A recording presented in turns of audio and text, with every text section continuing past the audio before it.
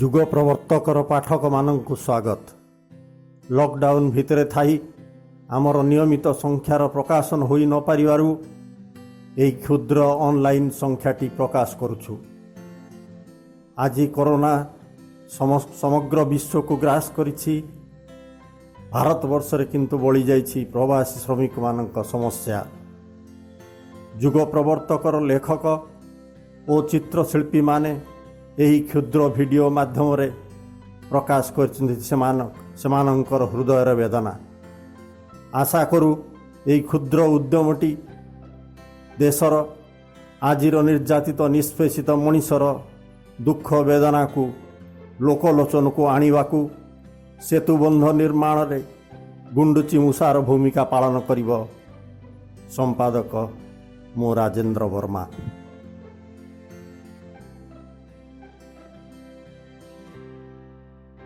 ଶ୍ରମିକ ଭାଇରେ ଲାଗି ପଡ଼, କେଉଁ କାମ ଅବା ତତେ ବଡ଼। ଶ୍ରମିକ ଭାଇରେ ଲାଗି ପଡ଼, କେଉଁ କାମ ଅବା ତତେ ବଡ଼। ଆଜି ସିନା କେହି ବୁଝିପାରିଲେନି, ମନ ତଳେ ତୋର କେତେ ଗାଢ଼।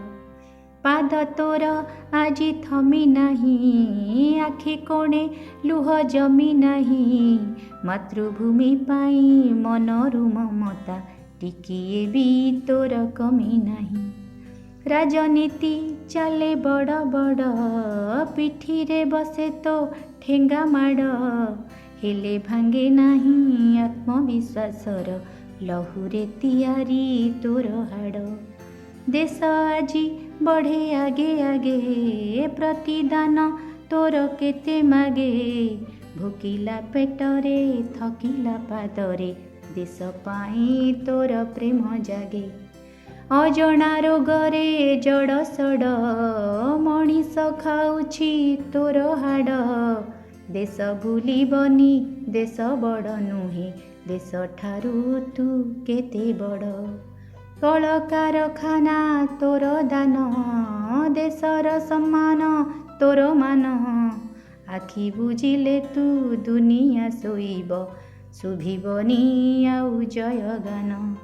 ପାଟେ ଘାଟେ ଆଜି ତୋର ଭିଡ଼, ତୋରି ନାଁରେ ଉଠେ ଝଡ଼। ଝଡ଼ ଚାଲିଯିବ ଝଡ଼ର ବାଟରେ, ପକ୍ଷୀ ଉଡ଼ିଯିବ ଖୋଜି ନୀଡ଼। ଶ୍ରମିକ ଭାଇରେ ଲାଗି ପଡ଼, ଶ୍ରମିକ ଭାଇରେ ଲାଗି ପଡ଼। କେଉଁ କାମ ଅବା ତତେ ବଡ଼, କେଉଁ କାମ ଅବା ତତେ ବଡ଼।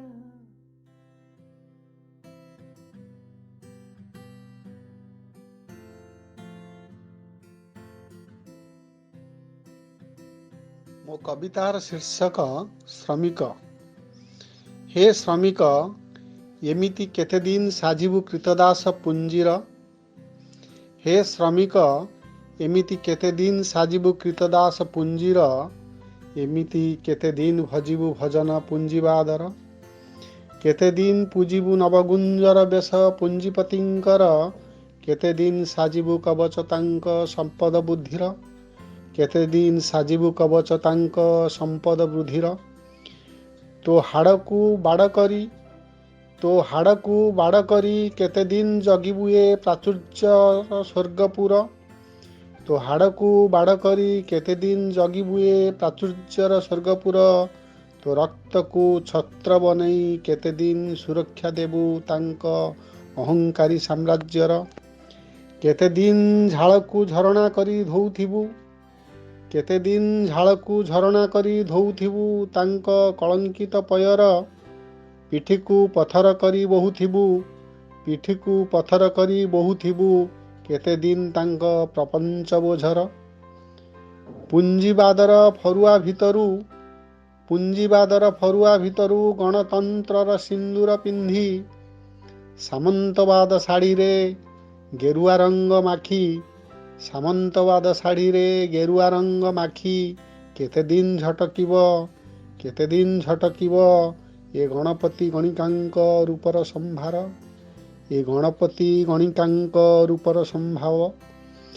କେତେଦିନ ତୋ ତନ୍ତ୍ରୀକୁ ତୋରଣ କରି କେତେ ଦିନ ତୋ ତନ୍ତ୍ରୀକୁ ତୋରଣ କରି ସ୍ୱାଗତମ୍ ଲେଖୁଥିବୁ ଶୋଷଣକାରୀରେ ଅୟସରେ ବୟସ ବିତଉଥିବା ଶୋଷକ ପୁରୀରେ ଅୟସରେ ବୟସ ବିତଉଥିବା ଏ କରଦ ରାଜାଙ୍କର। କେତେ ଦିନ ତୋ ତନ୍ତ୍ରୀକୁ ତୋରଣ କରି ସ୍ୱାଗତମ୍ ଲେଖୁଥିବୁ ଶୋଷକ ପୁରୀରେ ଅୟସରେ ବୟସ ବିତଉଥିବା ଏ କରଦ ରାଜାଙ୍କର। କେତେ ଦିନ ଲୁହକୁ ଲହୁଣୀ କରି ପାଟି ଚିକ୍କଣ କରୁଥିବୁ ଏ ଶୋଷକ ଜାତିର। ହେ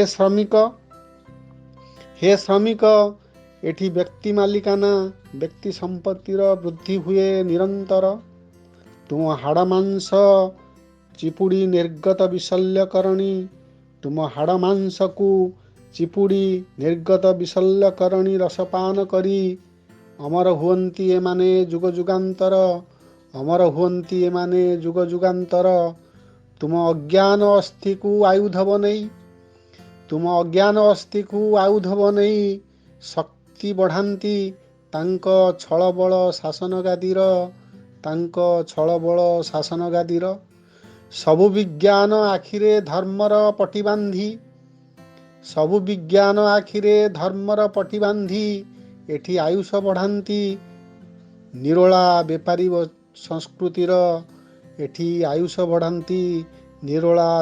ସଂସ୍କୃତିର। ତୁମେ ଜାଣିନ ଶ୍ରମିକ ଏମାନେ ଜମା ଦେବେନି ତୁମକୁ ଦିବ୍ୟ ନେତ୍ର ଦେଖିବାକୁ ତାଙ୍କ ସ୍ୱର୍ଣ୍ଣ ଭଣ୍ଡାରରେ କେମିତି ଉଦୟ ଅସ୍ତ ହୁଏ ସୂର୍ଯ୍ୟଙ୍କର। ରାଣୀହଂସପୁରେ କେମିତି ଜୁଆର ଉଠେ ଶୃଙ୍ଗାର ରସର। ପଲଙ୍କର ପାଲିଙ୍କିରେ କେମିତି ଝୁଲଣ ଯାତ୍ରା ହୁଏ ମାଲିକମାନଙ୍କର। କେମିତି ଷାଠିଏ ପଉଟି ହୁଏ ରାଜକୁମାରଙ୍କର। ମହଣ ମଣୋହିରେ ଦେବଦାସୀର ନୃତ୍ୟ ଆସରରେ କେମିତି ପାଲଟି ଯାଏ ତାଙ୍କ ନଶ୍ୱର ଦେହ ଈଶ୍ୱର। ମହଣ ମଣୋହିରେ ଦେବଦାସୀର ନୃତ୍ୟ ଆସରରେ କେମିତି ପାଲଟି ଯାଏ ତାଙ୍କ ନଶ୍ୱର ଦେହ ଈଶ୍ୱର। ହେ ଶ୍ରମିକ ତୁମକୁ ଢୋକେ ପିଇ ଦଣ୍ଡେଜି ଗୁଣ୍ଡେ ଖାଇ ହେଣ୍ଡା ମାରି ବଞ୍ଚିବାର 22 ପାହାଚ ଚଢ଼େଇ। କୋଇଲି ବୈକୁଣ୍ଠରେ ଭାଗ୍ୟର କବଚ ପିନ୍ଧେଇ ଯୁଗ ଯୁଗ ଟାଣିବାକୁ ଧରାନ୍ତି ଦାସର ଦୌଡ଼ି। ପ୍ରାଚୁର୍ଯ୍ୟର ପହଣ୍ଡି ବିଜେ କରିଥିବା ସମ୍ଭ୍ରାନ୍ତର ଥର। ଯୁଗ ଯୁଗ ଟାଣିବାକୁ ଧରାନ୍ତି ଦାସର ଦୌଡ଼ି ପ୍ରାଚୁର୍ଯ୍ୟର ପହଣ୍ଡି ବିଜେ କରିଥିବା ସମ୍ଭ୍ରାନ୍ତର ଥର।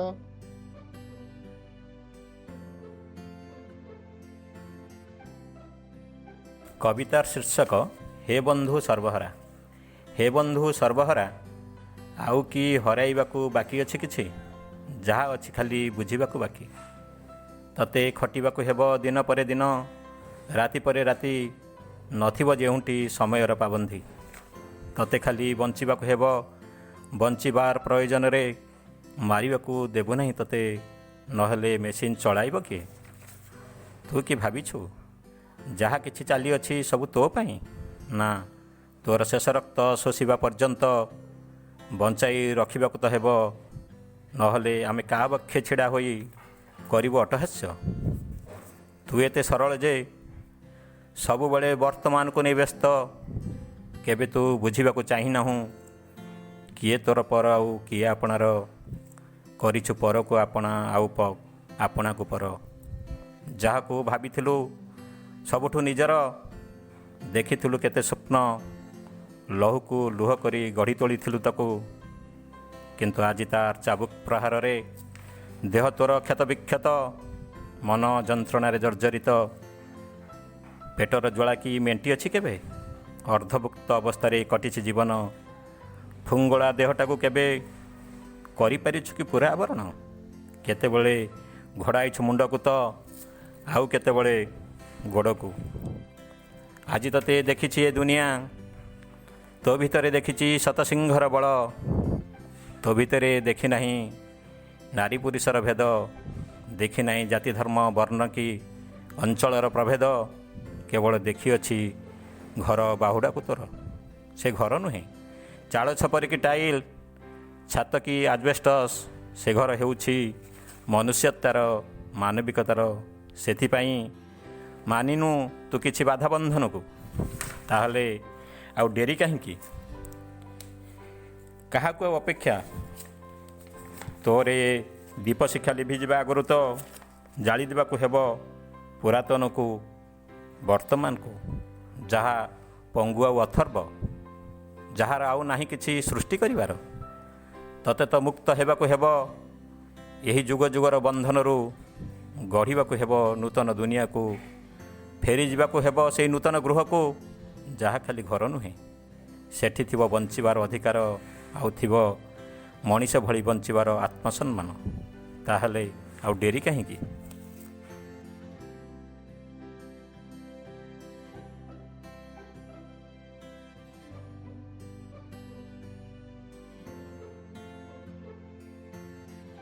ମୋ କବିତାର ଶୀର୍ଷକ ଶ୍ରମିକ।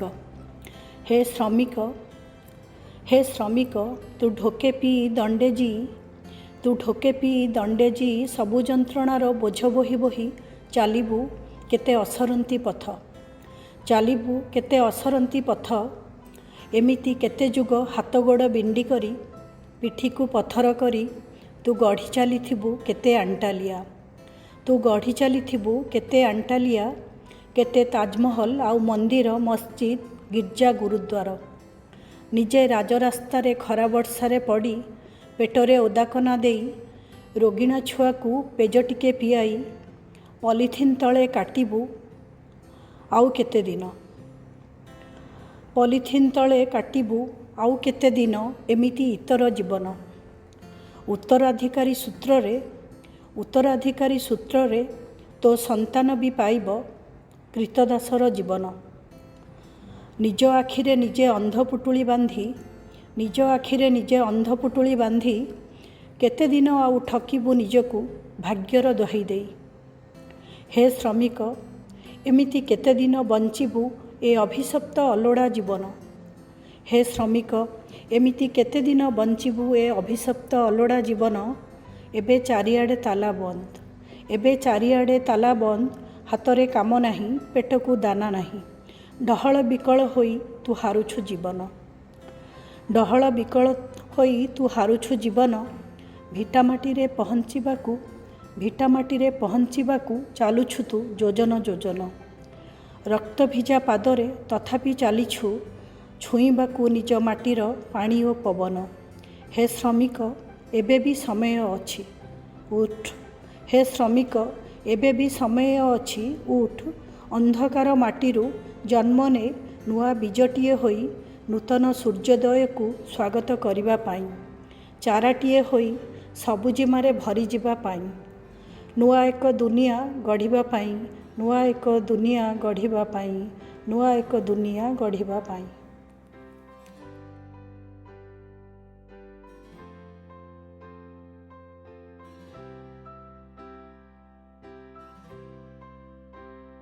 ଲାଲ ସଲାମ ସାଥୀଗଣ, ମୁଁ ସୁଜାତା ସାହାଣୀ। ମୋ କବିତାର ଶୀର୍ଷକ ଆତତାୟୀ। ମୁଁ ଏମିତି ଏକ ଆତତାୟୀକୁ ଜାଣେ, ଯାହାର ନିର୍ଦ୍ଦୟତା ଲୁଟି ନିଏ ମୋ ଘରର ଆଲୁଅ। ମୁଁ ଏମିତି ଏକ ଆତତାୟୀକୁ ଜାଣେ, ଯାହାର ନିର୍ଦ୍ଦୟତା ଲୁଟି ନିଏ ମୋ ଘରର ଆଲୁଅ। ମୋ ସ୍ୱାୟତ୍ତ ଜୀବନ ନାମରେ ଢାଙ୍କି ଦିଏ ପରସ୍ତ ମୃତ୍ୟୁ ଭୟ। ମୁଁ ଏମିତି ଏକ ଆତତାୟୀକୁ ଜାଣେ, ଯିଏ ଅସହ୍ୟ କ୍ଷୁଧାମାନଙ୍କୁ ଅର୍ପି ଦିଏ ଥାଳିମାଡ଼। ଡୋଳା ଖସି ପଡ଼ିଥିବା ଆଖିମାନଙ୍କୁ ଭେଟି ଦିଏ ମହମ ଆଲୁଅ। ଭୋକିଲା ମୁର୍ଦ୍ଦାରମାନଙ୍କୁ ଉପହାସ କରି ଆକାଶରୁ ବିଞ୍ଚି ଦିଏ ଫୁଲ। ଘର ବାହୁଡ଼ା ପାଦମାନଙ୍କୁ ଛାଇଦିଏ ନିର୍ମମ ଲାଠିମାଡ଼। ମୁଁ ଏମିତି ଏକ ଆତତାୟୀକୁ ଜାଣେ, ଯିଏ ଓଠରେ ଚତୁର ହସମାଖି ମୋ ହାତରେ ଧରେଇ ଦିଏ ଦୟାର ଭିକ୍ଷା ଥାଳ। ଯାହାର ପରିପୂର୍ଣ୍ଣ କୋଷାଗାରରେ ମହଜୁଦ ମୋ ଲୌହ ଲାଳରେ ଚେରେଇଥିବା ଯେତେ ଆହୃତ ଫସଲ। ମୁଁ ଏମିତି ଏକ ଆତତାୟୀକୁ ଜାଣେ, ମୁଁ ଏମିତି ଏକ ଆତତାୟୀକୁ ଜାଣେ ଯିଏ ମୋର ପାଦ କାଟି ଶୁଣାଏ ଆଶାବାଡ଼ିର ଅଧିକାର, ମଲା ଆଖିରେ ଗେଞ୍ଜି ଦିଏ ଆତ୍ମନିର୍ଭରର ନିଦା ନିଦା ସ୍ୱପ୍ନ। ମୁଁ ଏମିତି ଏକ ଆତତାୟୀକୁ ଜାଣେ, ମୁଁ ଏମିତି ଏକ ଆତତାୟୀକୁ ଜାଣେ ଯିଏ ମୃତ୍ୟୁ ସହ ମୂଲଚାଲ କରିପାରେ ମୋର ଆୟୁ, ଦୁର୍ଦ୍ଦଶାକୁ ଯାଚି ଦେଇପାରେ ମୋର ଠିକଣା, ମୋ ମତଦାନକୁ ବ୍ୟବହାର କରିପାରେ ମୋ ମୃତ୍ୟୁରେ। ମୁଁ ଏମିତି ଏକ ଆତତାୟୀକୁ ଜାଣେ, ମୁଁ ଏମିତି ଏକ ଆତତାୟୀକୁ ଜାଣେ ଯାହାକୁ ଆତତାୟୀ କହିପାରିବା ଏବେ ଖୁବ୍ ଦୁଷ୍କର।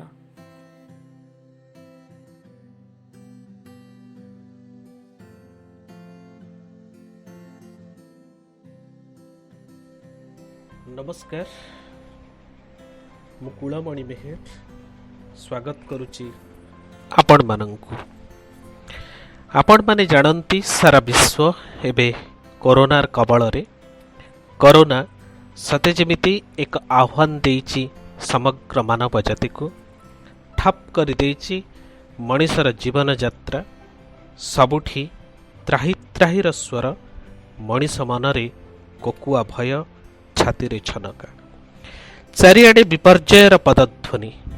या भितरे सबुठु जी बेसी क्षतिग्रस्त होइछि से हेउछि खटिखिया मनिष, प्रवासी श्रमिक, जीवनर सर्वस्व दान करि देइथिबा दादन।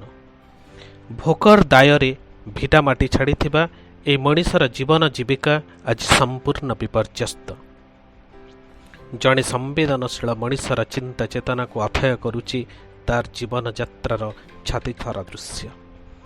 दुखर गंठुली को मुंडरे धरी घर मुहां एबे दादन श्रमिक, लक्ष्य ताठू अनेक दूरे।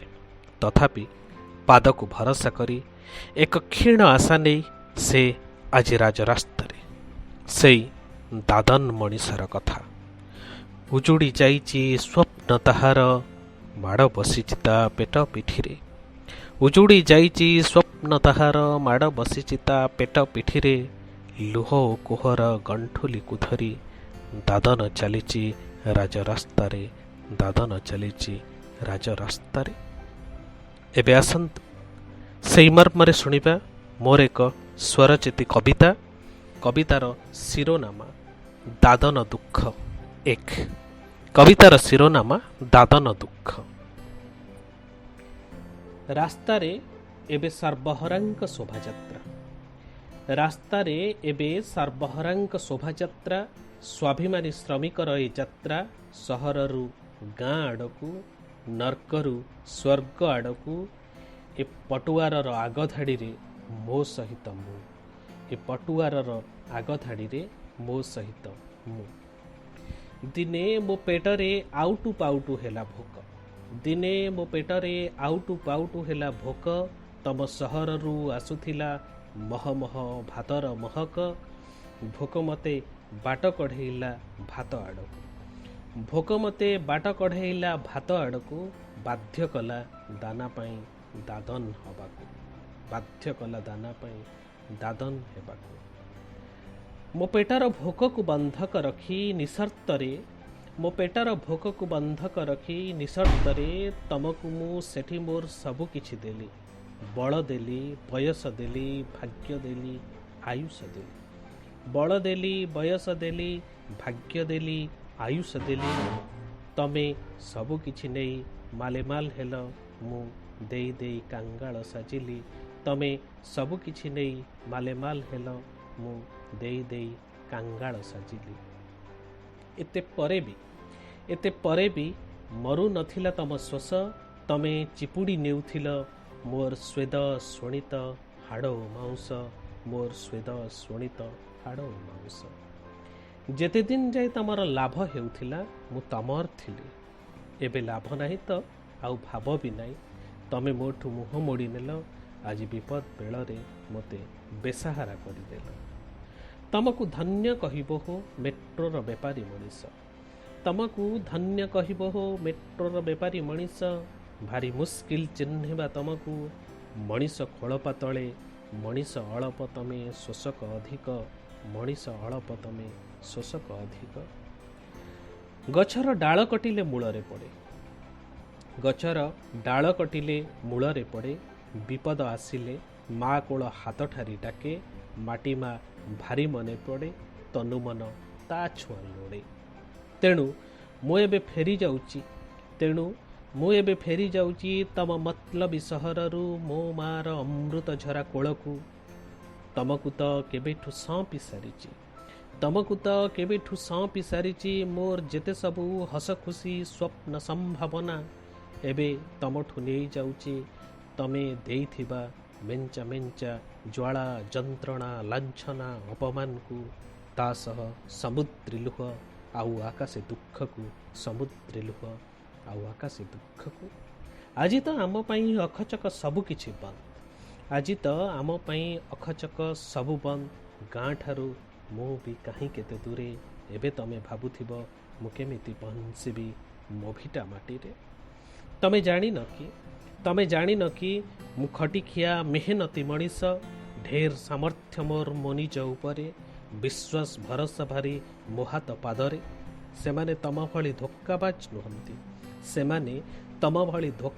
ନୁହନ୍ତି, କାଳେ କାଳେ ବିଶ୍ୱସ୍ତ ମୋରି ପାଖରେ, କାଳେ କାଳେ ବିଶ୍ୱସ୍ତ ମୋରି ପାଖରେ।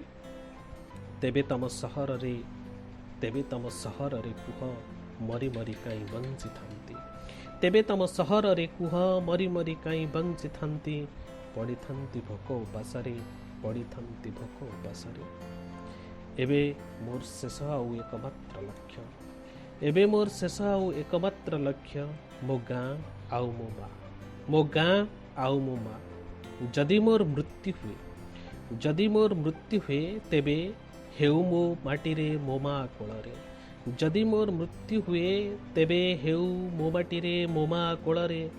ଯଦି ମୋର ଚିତା ଜଳେ ସେଇ ଚିତା ଜଳୁ ମୋର ଗାଁ ମଶାଣିରେ, ଯଦି ମୋର ଚିତା ଜଳେ ସେଇ ଚିତା ଜଳୁ ମୋର ଗାଁ ମଶାଣିରେ। ଯଦି ମୋର ମୃତ୍ୟୁ ହୁଏ ତେବେ ସେଇ ମୃତ୍ୟୁ ହେଉ ମୋ ମାଟିରେ ମୋ ମା କୋଳରେ, ମୋ ମାଟିରେ ମୋ ମା କୋଳରେ। ଧନ୍ୟବାଦ।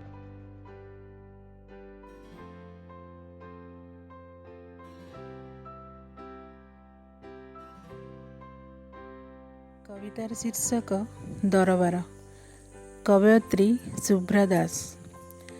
ଆମେ କେତେବେଳେ କ୍ୱାରେଣ୍ଟାଇନ୍ ତ କେତେବେଳେ ଆଇସୋଲେସନରେ, ଆମେ କେତେବେଳେ କ୍ୱାରେଣ୍ଟାଇନ୍ରେ ତ କେତେବେଳେ ଆଇସୋଲେସନରେ। ରାଜାଙ୍କ ଆଦେଶରେ ଗଣତନ୍ତ୍ରର ଜାଗ୍ରତ ପ୍ରହରୀ ଭାବରେ ଦୀପ ଜାଳି ଲିଭାଉଥିଲୁ ଜୀବନର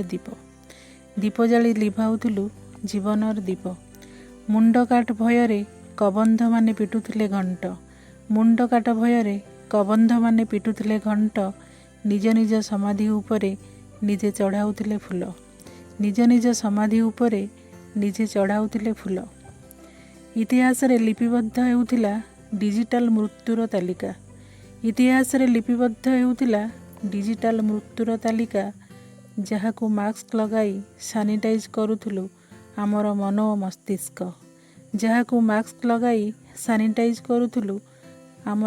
ମସ୍ତିଷ୍କ, ଯାହା କେବେଠୁ ଭାଇରସରେ ଆକ୍ରାନ୍ତ। ଦୁନିଆର ସବୁଠୁ ତୀକ୍ଷ୍ଣ ଓ ବୁଦ୍ଧିଆ ପ୍ରଜାତି ଥିଲା କାରାଗାରରେ ବନ୍ଦୀ। କ୍ୱାରେଣ୍ଟାଇନ୍ର ଲକ୍ ଖୋଲି ପ୍ରକୃତି ପଚାରୁଥିଲା ଅନେକ ପ୍ରଶ୍ନ ରାଜାଙ୍କୁ, ରାଜଦରବାରର ରତ୍ନମାନଙ୍କୁ।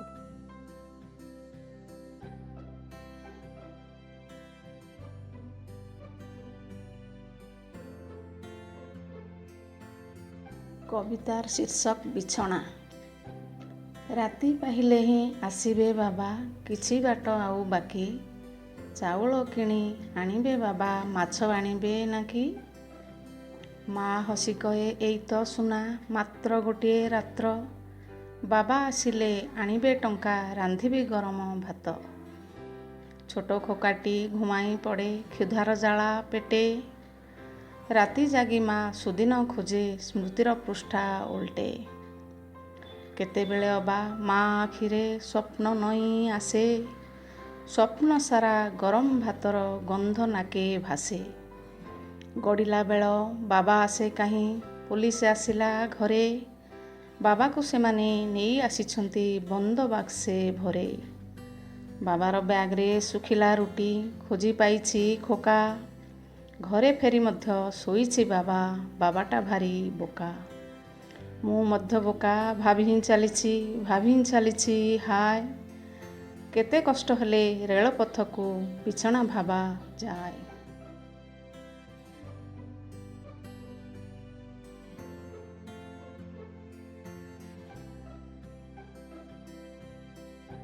କବିତାର ଶୀର୍ଷକ ସେମାନଙ୍କ ଫେରିବା। ସେମାନଙ୍କ ଫେରିବା କେବେ ହେଲେ ଫେରିବା ନଥିଲା, ଥିଲା ଶାସକର ଆତଙ୍କ ଆଉ ଭୟ। ସେମାନଙ୍କର ଫେରିବା କେବେ ଫେରିବା ନଥିଲା, ଥିଲା ଶାସକର ଆତଙ୍କ ଆଉ ଭୟ। ଏମାନେ ଭାବୁଥିଲେ ସେମାନଙ୍କ ଫେରିଯିବାରେ ଫେରିଯିବ କୀଟାଣୁ, ଆଉ ସଂକ୍ରମଣରୁ ମୁକ୍ତ ରହିବ ଏମାନଙ୍କର ରାଜ୍ୟ। ଏହି ସଂକ୍ରମଣ ସମୟରେ ସେମାନଙ୍କର ଫେରିବା କେବେ ହେଲେ ଫେରିବା ନଥିଲା। ସେହି ଫେରି ଯାଉଥିବା ଲୋକଙ୍କ ସାଥିରେ ଫେରି ଯାଉଥିବା ଛୁଆଙ୍କୁ ଏବେ ବି ଜଣା ନାହିଁ ହଠାତ୍ ସେମାନେ ଫେରି ଯାଉଛନ୍ତି କାହିଁକି, କୋଉଠିକି ଲେଉଠି ଯାଉଛନ୍ତି। ମୁଣ୍ଡରେ ଗଣ୍ଠିଲି, କାନ୍ଧରେ ଝୁଲା, କାଖରେ ଛୁଆ କାନ୍ଧଇ ବେମାର ବାପ ମା। ଫେରି ଯାଉଥିଲେ ସେମାନେ, ତାଙ୍କ ଲେଉଟି ଯିବାରେ ସାମିଲ ନଥିଲା ତାଙ୍କ ଇଚ୍ଛା। ସେମାନେ କଥା ହେଉଥିଲେ ନିଜ ଭିତରେ, ରକ୍ତଝରା ପାଦ ଆଉ ଛିଡ଼ି ଯାଉଥିବା ଆଙ୍ଗୁଳି। ପ୍ରଶ୍ନ କରୁଥିଲେ, ଲେଉଟି ଯିବା କ'ଣ ଆମର ନିୟତି? ସଙ୍କଟ ବେଳାରେ ଏମିତି କ'ଣ ଫେରାଇ ଦିଆଯାଏ, ଫେରିଯିବାକୁ ହୁଏ? ସେମାନେ ଯଦି ନ ଫେରନ୍ତି ତେବେ କ'ଣ ଭାଇରସ୍ କୋପ କମିବ? ସେମାନେ ଯଦି ନ ଫେରନ୍ତି ତେବେ କ'ଣ ଭାଇରସ୍ କୋପ କମିବ?